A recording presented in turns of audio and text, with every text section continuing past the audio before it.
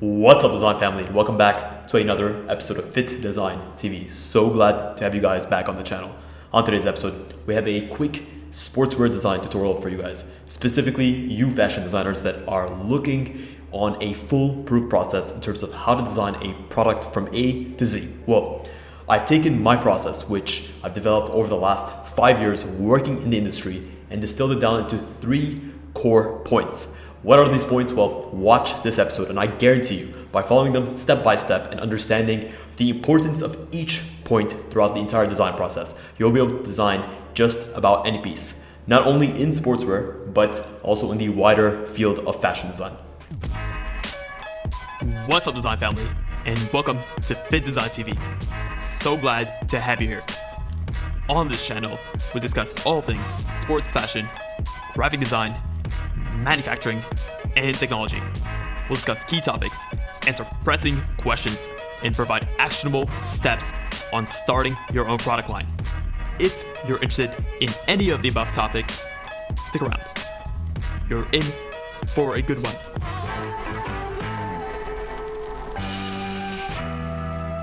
Getting right into the episode, I start off every single design process by trying to understand what are the core points that I need to hit. And when it comes to sportswear design, there's 3 key categories that I can define as the 3 Fs, and they are as follows. The function, I'll define the function, I'll define the fit, and lastly, I'll define the fabric. By understanding and defining these 3 key elements, I can pretty much tailor any specific design to hit my target market to be able to actually deliver a product that does what it needs to do when it needs to do it. Let's start off with the first F in the process, which is the function. Function has such a fundamental part to play in any sportswear design, especially when it comes to how the garment is performing. Look at sportswear as a type of fashion that was born out of necessity. Early sportswear pieces were truly functional in their approach, and actually the aesthetics and the fabric, all that was left to the end. So we always start off with the function. With sportswear, you also have a variety of different functions that a product can perform. You have garments that are specifically catered towards the yoga market. You have products that are specifically catered towards the running market. You have products that are specifically targeted towards strength and training. Each of these different niches has its own subset, and each of these subsets actually manifests in different ways when it comes to the design. So I always start off by trying to understand the function. If I'm trying to design a yoga legging or a yoga item, well, I'll try to put my mind into the kind of person that would perform and actually practice yoga. I know for men's items, especially for the bottoms, they need to be lightweight, they need to be breathable, they need to be extremely flexible. Also, if I'm probably designing shorts for men, most likely I'll go for something that is layered in its approach. Specifically layered because yoga requires a lot of flexible poses. If you have short shorts that are not lined, well, let's just say you're going to end up in a bad situation. So that function there is a fundamental part of how I'm going to be designing that specific short for a yoga item. On the flip side, if I'm trying to design a strength training short, I might not need to line it, but I may need to create a product that has a little bit more room at the hips, specifically if you're squatting. And if I'm trying to design a running short, most likely I'll go for a lower inseam short, so something that is more higher cut and more of a sort of open running style short. If you look at a lot of running shorts on the market, they're very highly cut. Obviously, they reveal a lot of the leg muscles. This is a functional and aesthetic thing. So you can really see here how the function of the garment directly impacts the final result that we actually end up with. Once I've actually gone ahead and defined the function of the garment by understanding in which scenario it's going to be used, then I can actually outline the fit. Even within the same functionality, we can have different fits. I'm trying to create an item that is specifically for strength training. And I've defined that this is specifically for strength training. Well, I have different types of garments that are used for strength training. I might have a compression piece that's specifically used for bodybuilders that are looking to push their compression gear to the next level.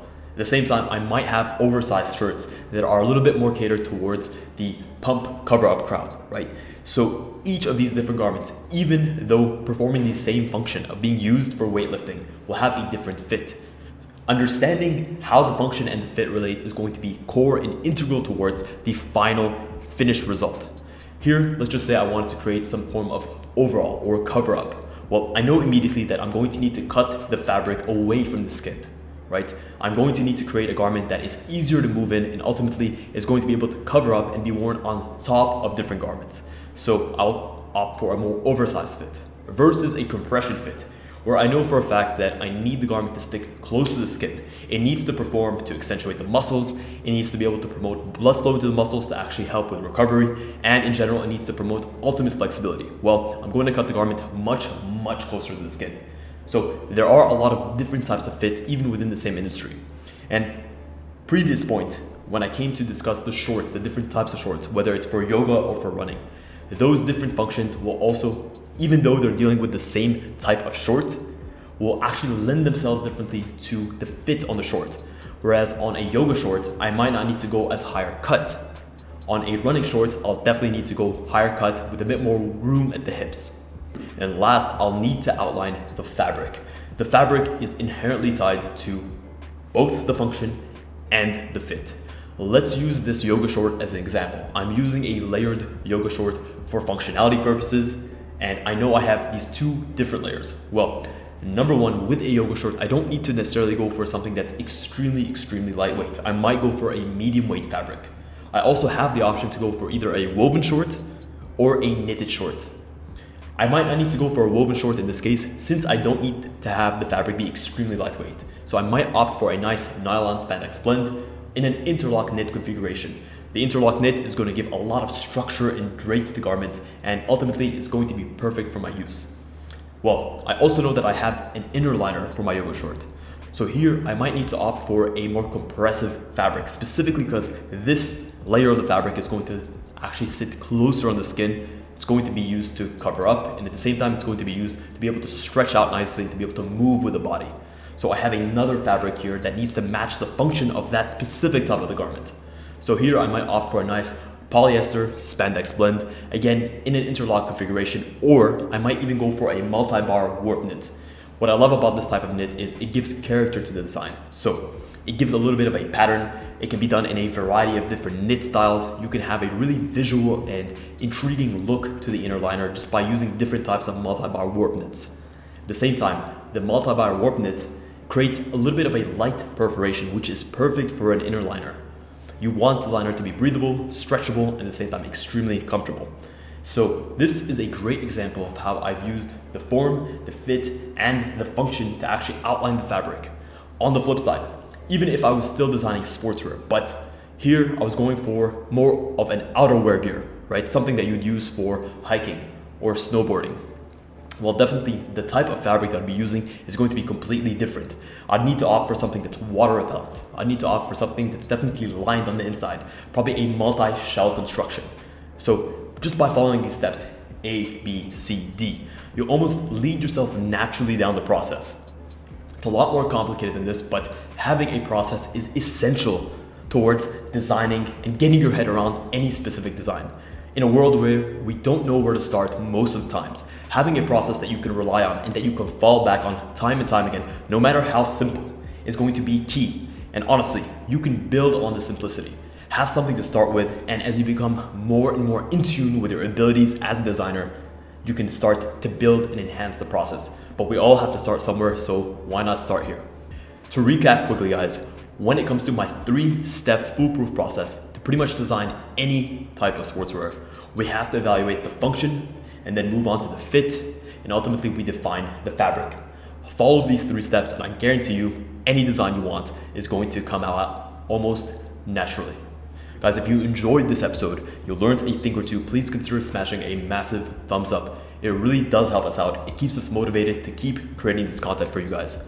Also, if you're interested in scheduling a one-on-one consultation call with me, if you're looking to start your own brand or you're looking to scale to the next level, then check the link in the description. I hold limited slots every single week and we can hop on a one-on-one private consultation call. Guys, thank you so much for tuning in to this episode of Fittdesign TV. Until next week's episode, stay awesome.